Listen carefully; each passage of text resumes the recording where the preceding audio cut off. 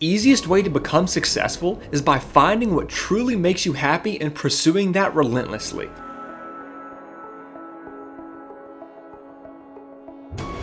The first 3 years I got zero pay. Zero pay. We worked other jobs, so we both bartended at night and worked security at bars at night. Whoa. And then worked at gyms. So we worked other jobs, so one of us would work at the store and the other one would go work at the other job and this and that, and then we kind of just pulled the money. And Chris and I are partners on every business that we own still, and that's the thing. No matter how lame or how dorky other people say that passion of yours is, you should pursue it with everything you have because you know what makes you happy. That might make other people upset and not want to be your friend or whatever the case may be, but that is all right because that means they're truly not pulling for you and they really don't care about what makes you happy because that's what should matter. You go out and find what makes you happy and what you truly enjoy to do with your life and you really like to do with your free time and make that your job or your career path. So we were able to continually put money in and put money in and put money in and put money in. There was a number of years where we had employees that made much more money than us.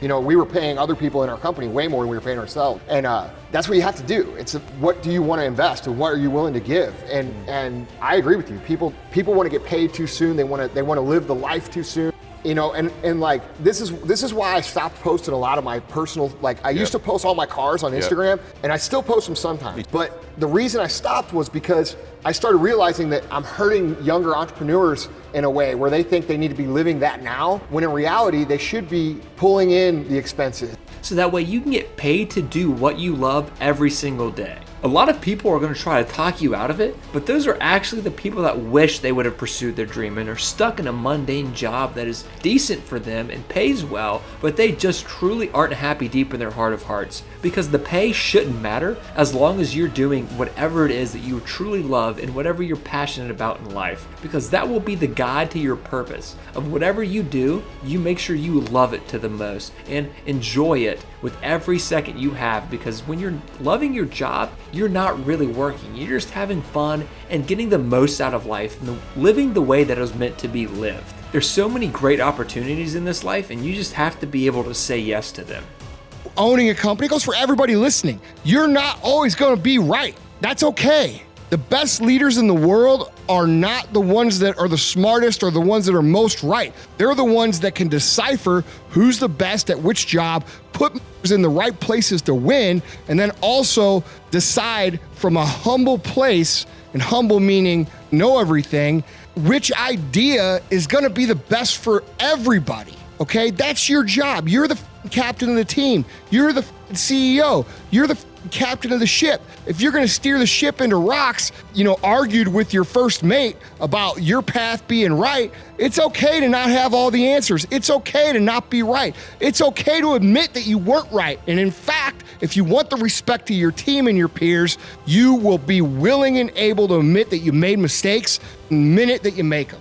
So really what you're hearing when you hear me get intense and say, hey, you motherfuckers need to do this. Really what you're hearing is me telling me what I need to do. If we're talking about building a brand and not an income stream, we're talking about two different things. So when you build a brand, you have to decide what it is you want your brand to feel like, taste like, smell like, and be to your consumers and your employees. And not a lot of people do that. And what tends to happen is a lot of people, their brand automatically takes on the persona of whoever the CEO is. The brand is sort of like whoever the CEO is, but then what happens when the CEO dies or he moves on or he sells the company? Everything changes. So that's a big liability to a brand, right? Because you should be able to replace leadership and maintain the same feel. And so that's where the idea of having a certain set of values guide your brand. I want you to think about something real quick. Tell me one thing in your life that is great that came as a result of being comfortable. Because everywhere I look and everywhere I see in today's society, everybody's doing everything they can to be more comfortable. They're looking for the more convenience. They're looking for the quicker. They're looking for the faster. And see, there's opportunity in that for those of you that want to get better. Because I'm going to tell you right now, all the great things in my life, all the great things in other high achievers' lives, all the reasons that these successful people that you look up to, that you aspire to be like, when you're trying to avoid the pain, when you're trying to avoid the struggle, when you're trying to avoid the hard things in life, you are actively choosing to be average. You are actively choosing to be mediocre. And you are actively choosing to move further away from what you want in life. Because that hardship and that pain and that struggle and that frustration, they give you the skills that will forge you into a motherfucking champion. All right, so remember that shit when you try to take the easy route. Thank you all so much for watching today's video. If you haven't already, please go ahead and like the video, subscribe to the channel, and let us know what you thought down in the comment section below.